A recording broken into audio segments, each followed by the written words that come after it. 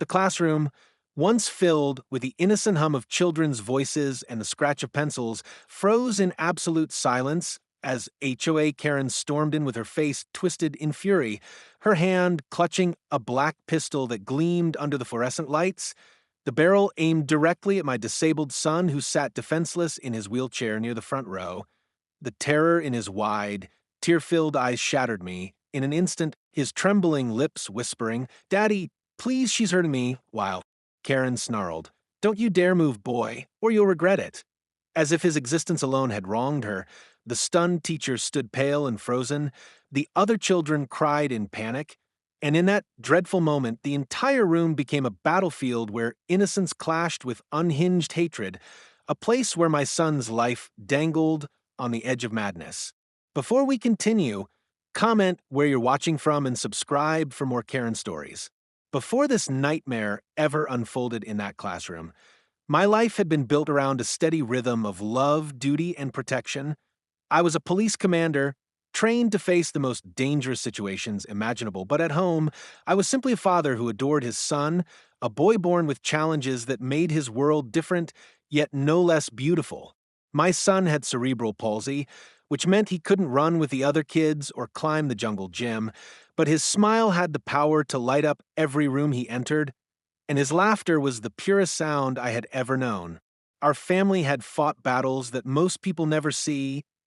Countless hospital visits, therapy sessions, late nights spent calming his fears, and through it all, we held tight to one another, never letting the weight of hardship drown the love that kept us alive. He was brave, stronger than anyone realized, but he was still just a child, and that vulnerability made my protective instincts fierce beyond measure. We thought the school was a safe haven, a place where he could learn, make friends, and feel included. But that illusion shattered the moment Karen walked into our lives. She wasn't just a neighbor, she was the embodiment of cruelty wrapped in entitlement, a woman who had clawed her way into power as HOA president and carried herself as if the entire neighborhood, and now even the school, existed to serve her will. At first, her attacks were subtle. Whispers about how my son was too much of a burden, smirks when she saw us struggling with his wheelchair at the community park, petty complaints about how special accommodations wasted money that should have gone to landscaping. Each jab was like a thorn pressing deeper into our peace, but we told ourselves it was manageable, just noise from a bitter woman. We were wrong. Karen's disdain was not fleeting, it was growing, festering, and spreading into every corner of our lives like a poison we couldn't escape. And though I had no idea at the time, every cutting remark and every arrogant glance was just another step toward a day that would push us into unimaginable danger. But that was just the beginning. Karen's hostility grew bolder with each passing week, and what started as venomous words soon evolved into calculated actions designed to make our lives unbearable. She began showing up at school board meetings, loudly questioning why so much taxpayer money was being wasted on special accommodations for one child who can't even participate like the others, her eyes always locking onto my son as if he were the source of every problem in her entitled little world. Parents who once greeted us warmly now shifted uncomfortably in her presence, afraid to challenge her influence, and teachers who admired my boy's courage seemed pressured into silence whenever Karen raised her voice. She lobbied to have ramps removed, claiming they were unsightly. She tried to have his aid reassigned because other children deserve help more, and she even filed complaints against the principal, accusing the school of favoritism. Every time I confronted her, she smiled that smug, mocking smile and hissed, "You think you can intimidate me? You're nothing here. This is my community."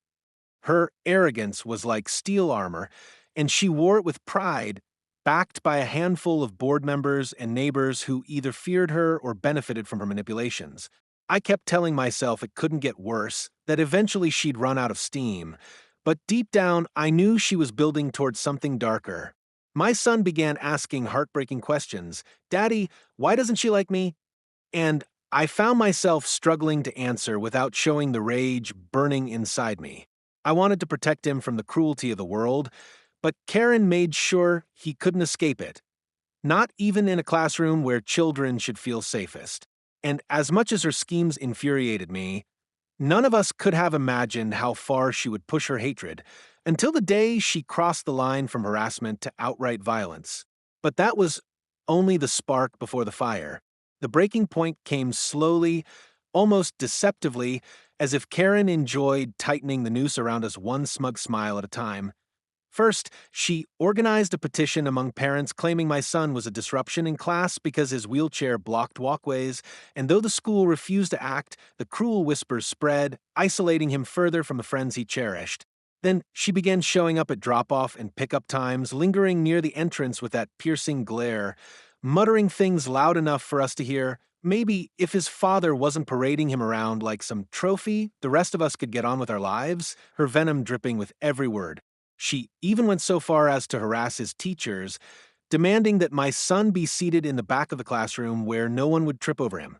Each step was a deliberate escalation, designed to chip away at our spirit, to corner us into submission, and though I wore the badge of a police commander with pride, I felt powerless against the insidious cruelty she wielded in the shadows of our community.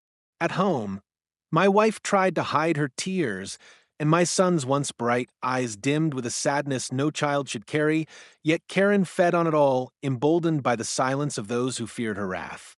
I began to sense something boiling beneath her surface, a rage that went far beyond petty HOA disputes or schoolyard politics, and every instinct in me screamed that she was planning something dangerous. Still, nothing could prepare me for the moment she decided words and schemes weren't enough anymore, the moment she chose to raise a weapon in the very place my son was meant to feel safe. And when that day finally came, it shattered everything we thought we knew about fear, safety, and justice, but that was only the beginning of her downfall. It was a Thursday morning, bright and ordinary, the kind of day that should have been filled with spelling tests and recess games, but instead became the darkest chapter of our lives. My son was in his classroom, surrounded by crayons, notebooks, and the gentle buzz of learning, when Karen burst through the door like a storm, her eyes blazing with unhinged fury and her hand gripping the cold steel of a pistol. The room erupted into chaos. Children screamed, desks scraped against the floor, the teacher stood frozen with terror. But all of that blurred as my eyes locked on my boy, his small hands clutching the arms of his wheelchair, his body trembling as the barrel of that gun leveled at his chest. Karen's voice cut through the air like a blade. "You don't belong here. This school isn't for burdens like you." Her words were venom, each syllable stabbing deeper into a wound she'd spent months carving into our lives. My son's voice quivered as he cried, "Daddy, please," and those two words shattered me in a way no battlefield ever had, because I wasn't just a commander anymore. I was a father about to lose the very heart of my existence. The teacher tried to speak, her voice cracking, "Karen, please put the gun down," but Karen snarled, "No. This ends today. I'm tired of everyone pretending he's special. He's nothing." Her finger twitched near the trigger, and in that split second, time slowed, every instinct in me screaming to act, every ounce of training I had clawing its way to the surface. But that moment, suspended between life and death, was not just a test of my strength. It was the spark that would ignite a chain of events Karen never imagined. Because she had no idea the boy she was threatening was the son of a police commander. And when the truth came crashing down, her world would burn around her. The instant Karen's venomous words filled the classroom, something inside me shifted. I was no longer just a father watching in horror. I was a man forged in years of command and crisis, and yet in that moment, the weight of seeing my child in the crosshairs of her madness threatened to break me. I wanted to lunge forward, to tear the gun from her shaking hand, but every movement had to be measured, every second stretched out like eternity, because one wrong step could mean the end of my boy's life. The children huddled together, some sobbing into their sleeves, others whispering frantic prayers, while the teacher's trembling hands hovered in the air as if surrendering to the chaos. Karen's face twisted with rage, veins bulging as she spat. "Do you think your father's badge will protect you here? You're weak. You're a mistake." My son's lips quivered, his voice barely a whisper, as he pleaded, "Why do you hate me so much?" A question so pure, so devastating. It silenced even the panicked cries around him for a fleeting heartbeat. But Karen only laughed, a sharp, hollow sound that reeked of cruelty. In that chilling silence, I realized this wasn't about HOA rules or community grudges anymore. This was about her need to dominate, to destroy what she could never control, and my son had become her ultimate target. My fists clenched as I fought to hold back the storm rising within me, because I knew if I lost control now, she would win. But Karen, blinded by her arrogance, still didn't know who she was really standing against, and soon, the power she thought she wielded would crumble in the face of truth and justice. And though that day nearly destroyed us, it was also the day her reign of terror began to collapse because she had awakened the wrong enemy. Karen's arrogance that day was not born in a vacuum. It had been building like a storm for months, fed by her false sense of power and her belief that the world bent to her will. She had turned the HOA into her personal kingdom, bullying neighbors, bending rules, and silencing anyone who dared challenge her with threats of fines or humiliation. At school, she wielded her influence like a weapon, whispering poison into the ears of parents and teachers alike until some began to look at my son not with compassion, but with unease, as if Karen's hatred had infected them too. She thrived on fear, on making others feel small so she could stand taller, and it became clear she saw my family as her greatest obstacle. What she never realized was that her campaign against us was also exposing her for who she truly was, a woman so consumed by bitterness that even a child in a wheelchair became her enemy. And though the sight of that pistol in the classroom will forever be seared into my memory, the truth is that Karen's downfall began long before she pulled the trigger. Her arrogance blinded her, convinced her that no one could stop her, not the school, not the neighbors, not even me.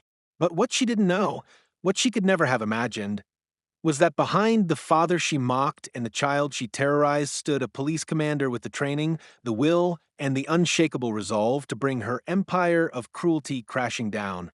And while she thought that gun made her untouchable, she was about to learn that entitlement always collapses when confronted by justice. But that revelation would come later. For now, her madness was only beginning to unfold. After the gun incident, the entire school community was left rattled. Yet Karen somehow twisted the narrative to paint herself as the victim, claiming she had been provoked by my son's presence, as if a child in a wheelchair could ever justify her madness. Shockingly, a few of her allies on the HOA board echoed her lies, murmuring that perhaps the school should reconsider its policies and find a better place for children with special needs. It was a sickening display of cowardice, watching adults tiptoe around the truth, because they feared Karen's wrath more than they valued justice. My son, meanwhile, was left shaken to his core. His once bright eagerness to go to school was replaced with fear, and he clung to me every morning, whispering, "Daddy, she's going to hurt me again." Every word was a knife to my heart, fueling a fire inside me that I could no longer ignore. I knew Karen wouldn't stop. She had crossed the line into violence, and people like her only grew bolder when unchecked.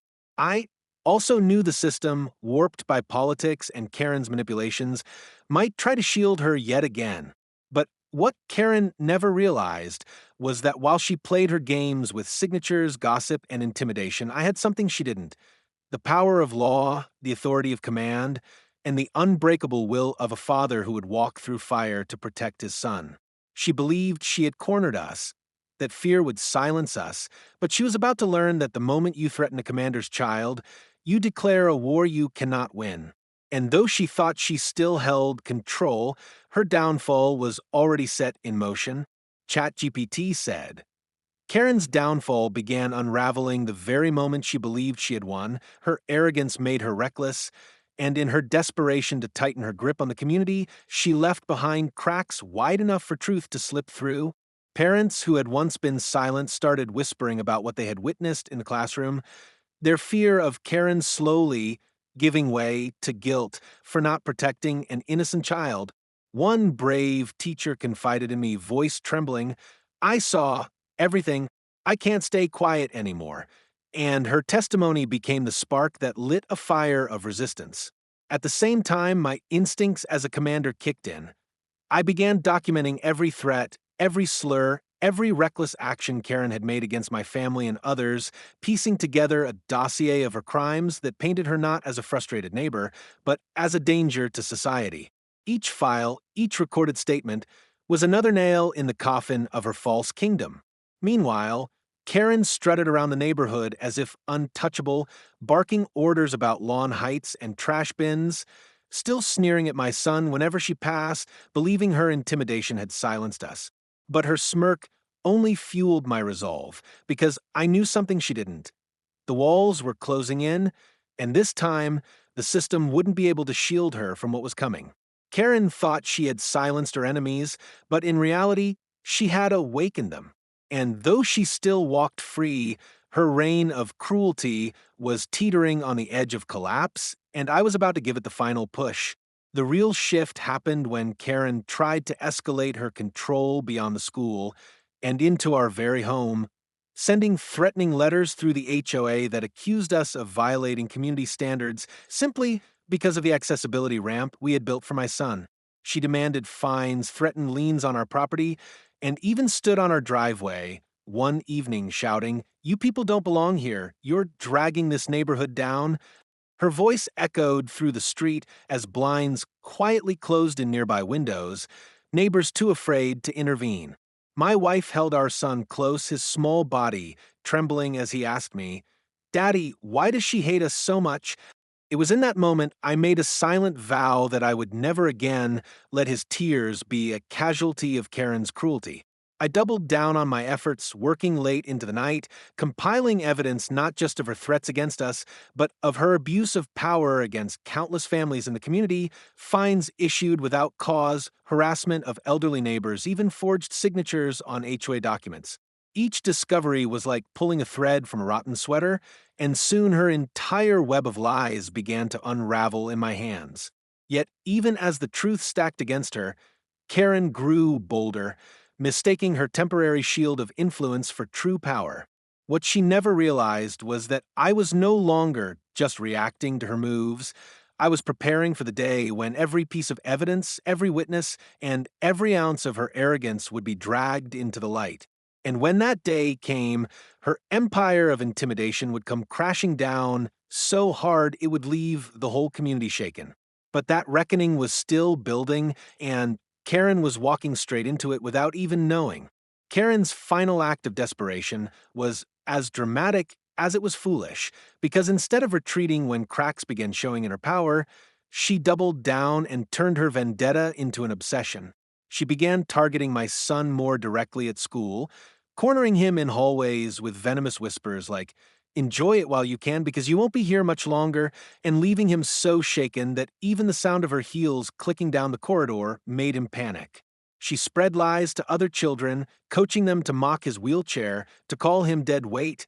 And though it broke my heart to watch, it also hardened my resolve to an edge sharper than steel. Behind the scenes, I gathered more than just testimonies. I secured security footage, digital records, and proof of her tampering with official HOA documents, enough evidence to dismantle not only her influence, but her very freedom. Still, Karen strutted through the neighborhood as if she were untouchable, boasting to anyone who'd listen that the system always protects people like me. That arrogance blinded her to the storm brewing behind her, a storm she couldn't outrun. Every insult, every threat, every act of cruelty had built to a moment where her mask would be ripped away before the entire community. And though she believed she was tightening her grip around us, in truth, she was tightening the noose around her own neck. The day of her reckoning was no longer a possibility, it was inevitable. But when it came, it wouldn't just shatter her illusion of power, it would expose every dark corner she had tried so hard to keep hidden, and justice would fall on her harder than she ever thought possible. That reckoning arrived faster than Karen ever expected, and it started with a single crack in her carefully built facade. One of her closest allies on the HOA board finally snapped under the weight of her lies and came forward with documents she had forced him to sign. His confession blew open the door I had been waiting to walk through, because it connected perfectly with the mountain of evidence I had been gathering. I brought it all to the authorities, not as a desperate father begging for justice, but as a police commander who knew how to build an airtight case. The moment the investigators opened the files and watched the footage of Karen storming into that classroom with a gun, their faces hardened. There was no room for doubt anymore. They authorized a full-scale operation, and I was given the bittersweet task of being part of the team that would finally bring her down. When the day came, Karen was still living in her fantasy world, barking orders about shrub heights and trash cans, completely unaware that her empire was seconds from collapse. The flash of squad cars rolling into the neighborhood was the first hint she received, and even then she sneered, "You can't touch me. I run this place." But when the cuffs closed around her wrists, when the neighbors she had terrorized stepped out of their homes to watch, and when she finally saw me standing there in full uniform, badge gleaming under the sun, her smirk faltered for the very first time. In that silence, broken only by the sound of her being read her rights, justice had finally spoken. Yet, as satisfying as it was, I knew this was more than the end of Karen's reign. It was the beginning of healing for my son, my family, and a community that had lived too long in her shadow. But even in victory, there was one final lesson that needed to be told. In the weeks that followed Karen's arrest, the neighborhood that had once cowered under her iron grip began to breathe again, as if a heavy storm cloud had finally lifted. Parents who had stayed silent now approached us with tears in their eyes, apologizing for not standing up sooner, admitting that they too had suffered under her bullying but lacked the courage to fight back. My son, though still carrying the scars of that terrifying day, slowly began to smile again, especially when his classmates, freed from Karen's poison, welcomed him back with handmade cards and drawings that said things like, "You're our hero." The school installed stronger security measures, not out of fear, but as a promise to protect every child as fiercely as they should have from the beginning. At home, our family reclaimed its peace. Dinners were no longer interrupted by hateful letters from the HOA, and the ramp Karen once mocked now stood as a proud symbol of resilience, untouched and permanent.